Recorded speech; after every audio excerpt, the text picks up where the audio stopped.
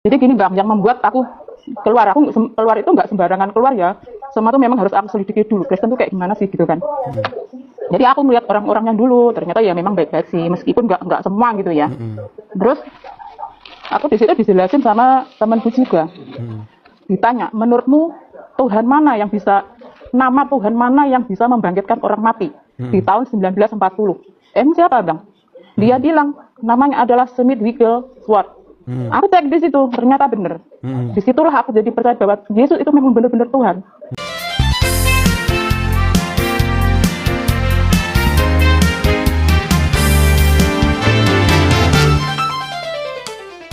Nah, saya mau tanya nih, di KTP tertulis apa? Islam. Di KTP tertulis Islam. Sudah berapa tahun jadi orang Islam? Dari berapa ya? Dari umur dari kecil ya sampai umur ini. Umur 30, 40 deh sampai 40. Oke, umur 30 sekian itulah ya. Betul. Coba Saya buktikan, kan buktikan. Pondok juga? Saya di pondok loh. Iya. Wah, coba silakan buktikan, silakan. Coba kami mau dengar ini. Silakan. Surat apa saja yang sulit? Yang sulit, silakan. Oke, itu kan surat Al-Ikhlas. Coba yang lain, coba. Doa ada petir. Silakan. Allahumma la taqtuna bi ghadabika wa la tuhlikna bi ghadabika wa afina qabla dzalik. Sah nih muslim.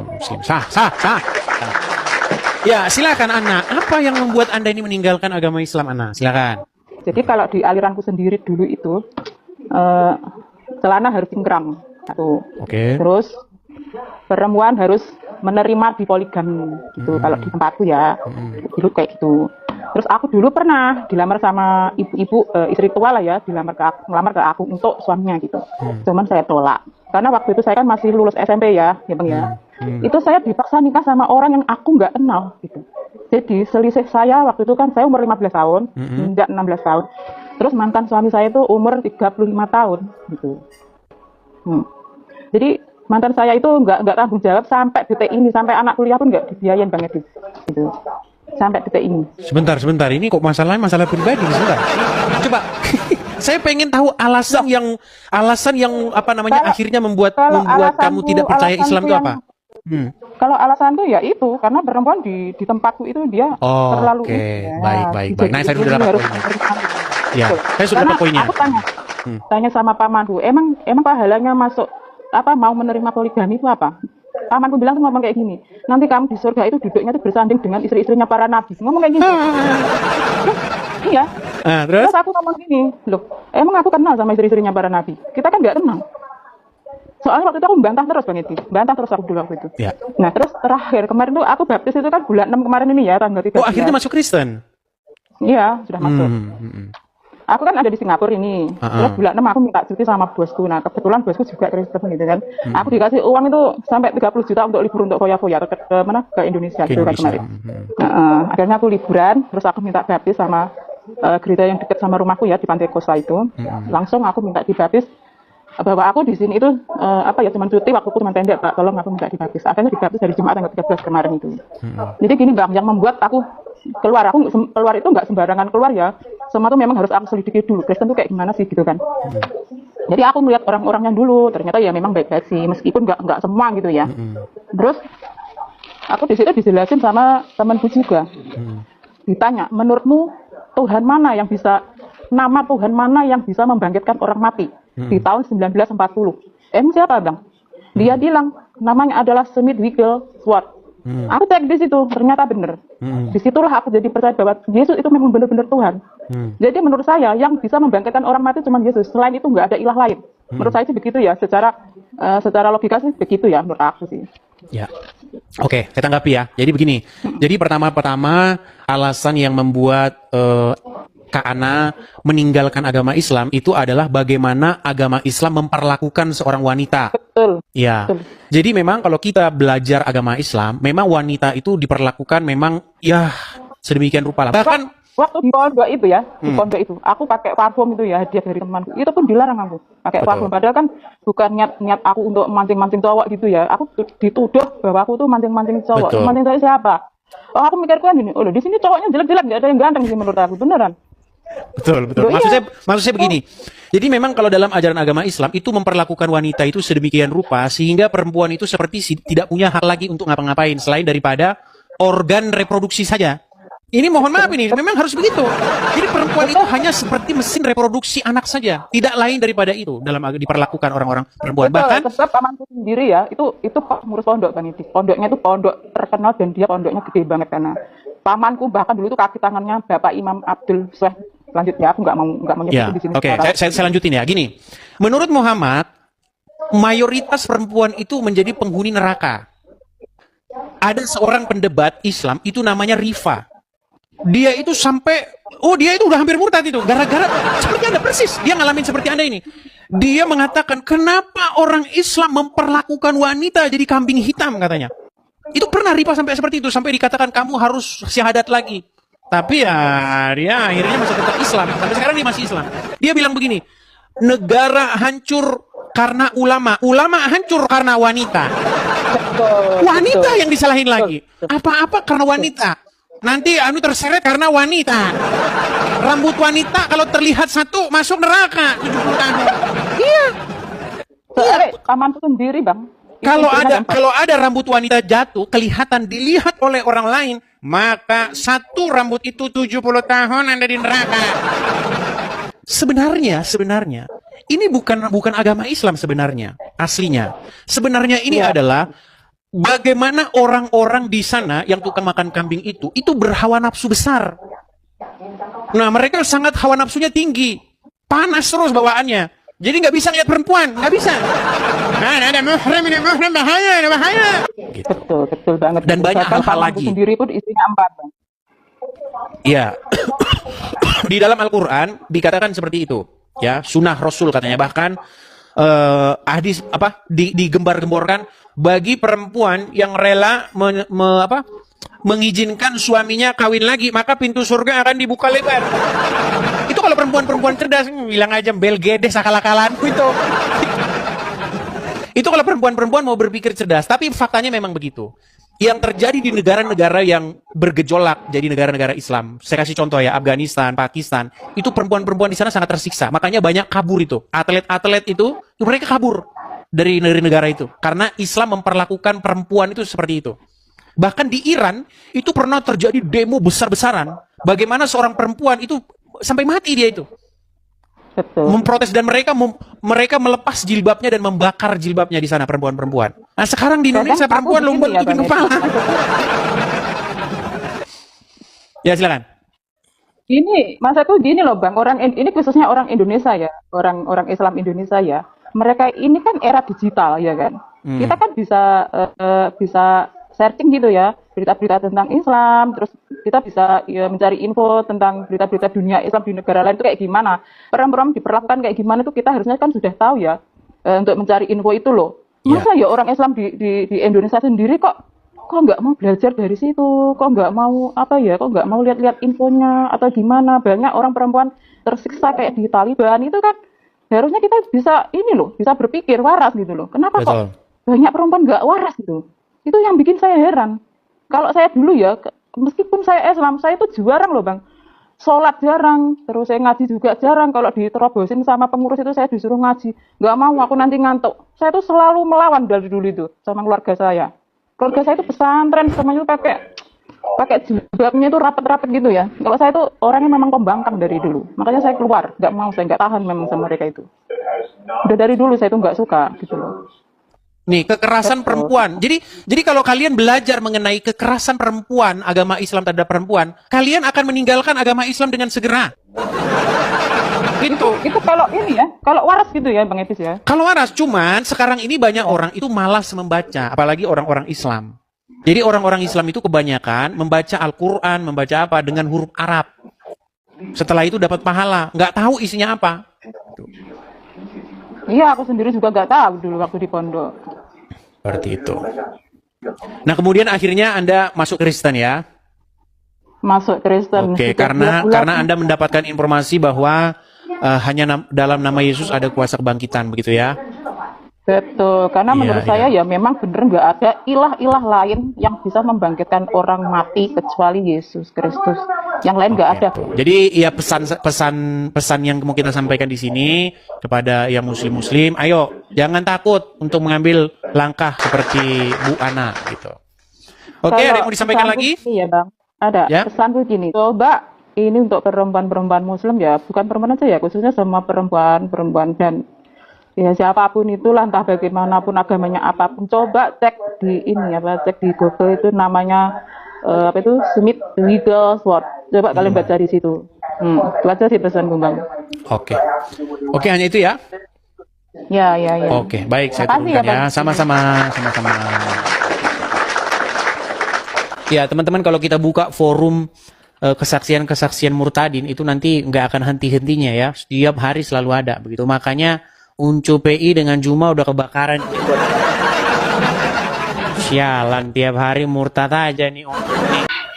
Bang, gimana sih ini ya? Tunggu ya kak, aku agak bingung. Atau Anda mungkin takut begitu? Enggak sih. Oke, kalau nggak takut, kalau Anda merasa nyaman, nggak apa-apa, silakan nyalakan kamera. Karena gini, banyak orang Muslim mau masuk Kristen, mereka tidak dipublikasi karena takut. Tetapi sebaliknya, kalau yang dari Kristen pindah ke Islam, digembar-gemborkan. Begitu. Oke, Hilda, gimana ceritanya Hilda? Jadi, perkenalkan dulu, nama aku Hilda. Ya. Di Jakarta Barat. Oke. Aku mau ceritain tentang perjalanan aku. Sebenarnya kalau untuk sekarang aku masih dibilang Muslim karena aku masih perjalanan dalam belajar tentang Alkitab sama menuju ke Tuhan Yesus.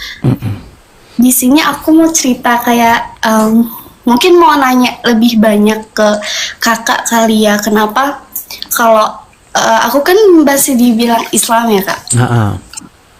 Aku dapat restu dari mama sama papa sama yang lain tuh susah banget kak buat dapetin kayak izin aku buat pindah ke Kristen tuh jujur susah banget. Di sini boleh nggak aku ceritain awal? Boleh. Aku mau ke Tuhan Yesus. Jadi awalnya itu aku mama sama papa aku pisah. Oke, jadi aku ikut sama mama dan aku sekolah sambil kerja di SMP. Sekarang aku udah SMK kelas 1. Aku di sini kayak pindahlah aku kayak sama mama. Dan aku kan waktu itu ada sempat problem ya sama mama. Jadi aku keluar dari rumah. Keluar dari rumah itu aku jauh dari rumah. Aku sama teman-teman aku sekolah tapi masih sekolah tapi sambil kerja. Di situ di lingkungan aku teman-teman aku semuanya Kristen. Oke, jadi aku di sini maaf aku cerita sejujur-jujurnya tapi bukan ngejelekin Kristen ya. Jadi awalnya tuh teman-teman aku mereka orang sering banget dengar lagu rohani yang bener-bener kayak aku tuh risih kak. Aku kayak apa sih gitu, kayak nggak asik banget nih lagunya, nggak enak gitu. Terus akhirnya aku kayak apaan sih, kenapa lu maaf banget kayak aku harus ngomong ini, kayak kenapa lu harus nyembah dia gitu. Akhirnya pas aku denger lagu itu tiba-tiba banget aku nangis kak. Nangis terus kayak kok jadi kepikiran ya. Besokannya nggak lama aku jadi suka lagu itu. Pertama kali lagu yang aku denger tuh yang lagu gereja, aku nyanyi Haleluya. Dan di situ tuh kayak aku besokannya langsung mimpi kalau aku tuh di dalam posisinya tuh gelap banget. Gelap, dan nggak lama dari situ aku baptis. Oh, jadi sudah dibaptis? Belum, jadi di dalam mimpi itu. Oh, dalam mimpi juga, oke. Terus pas di dalam mimpi itu aku dibaptis, akhirnya aku mutusin buat, oh ya udah untuk belajar ke Kristenan dengan baca Alkitab semuanya. Tapi aku ada perlakuan yang gak enak dari teman-teman aku, dari yang teman-teman aku Islam. Jadi aku maaf banget harus cerita ini, tapi emang ini beneran kejadian sama aku. Jadi dibilang kayak gini sama yang lain kayak, kenapa lu harus banget pindah dari yang Islam ke Kristen, kan dia nyembahnya patung lah, terus kayak ya udah lu sekarang makannya babi gini gitu tuh sakit banget Kak dengernya, padahal kayak aku di situ lagi semangatnya buat baca Alkitab.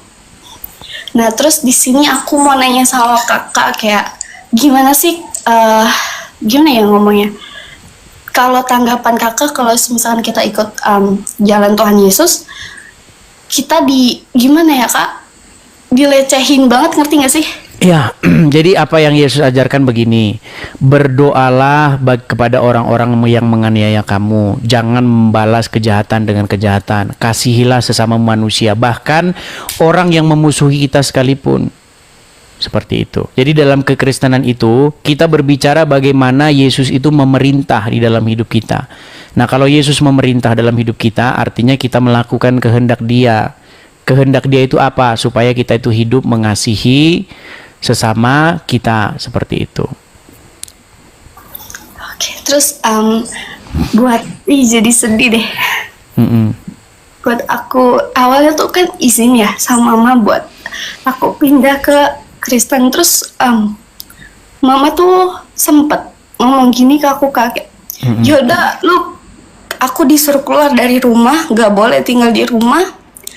Terus akhirnya aku keluar dari rumah itu dan mama udah nggak mau nganggap aku lagi, sampai mama nggak ngabarin aku, nggak cariin aku kemana-mana. Tapi makin kesini tuh aku ngomong lah pelan-pelan ke mama kan, ya aku jelasin kalau aku pindah ke Kristen tuh bukan karena ikut teman-teman atau karena paksaan teman-teman aku tuh, enggak, aku karena emang dari niat hati Kak.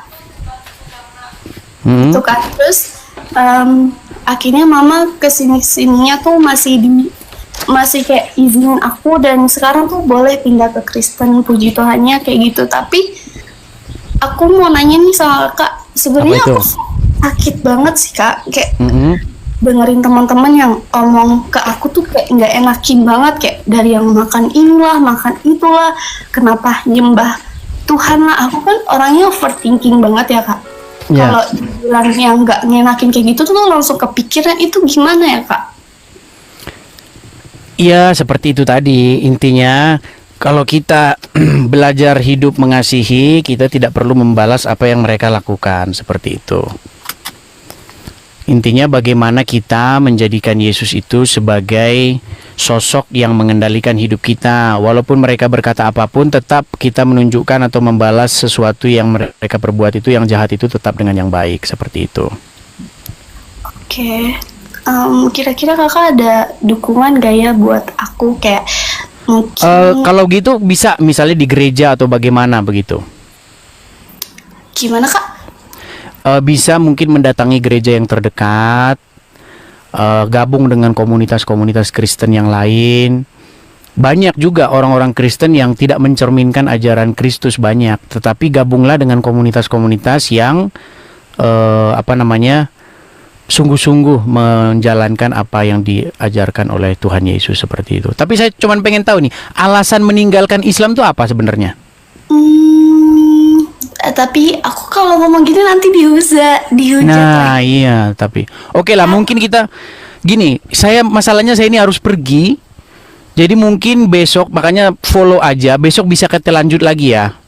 Oke. Atau nanti banyak kesaksian-kesaksian di room-room Kristen yang lain, boleh mampir-mampir aja, cerita-cerita, banyak room-room Nah jadi teman-teman sekalian ya, banyak sekali memang orang-orang yang mendengar seperti ini, yang orang-orang seperti Hilda ini, tapi memang tidak berani bersuara.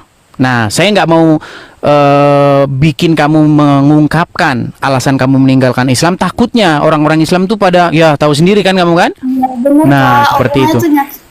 Nah, beda dengan orang Kristen yang masuk Islam. Kalau orang Kristen yang masuk Islam itu biasanya dipublikasi, bahkan didengung-dengungkan. Tapi kalau orang Islam masuk Kristen, takut mau ngomong. Itu udah dianggap sampah Kak. Takutnya nanti dipersekusi, seperti itu. Oke ya, ini saya Hilda, saya mau pergi dulu karena saya jam segini tuh harus mau ada kegiatan. Mungkin suatu saat bisa kita sambung lagi ya. Amin Kak, makasih ya Kak. Oke, terima kasih Hilda, sampai ketemu lagi. Shalom semua. Shalom, shalom. Oh ya. Oh. Datangnya Yesus. Oh my God. Wow. Segala sesuatu yang masuk lewat mulut keluar lewat mulut. Jadi tidak mungkin ada orang kerasukan roh jahat kalau tidak orang itu bukan jadi pembalasnya. Dalam nama Yesus.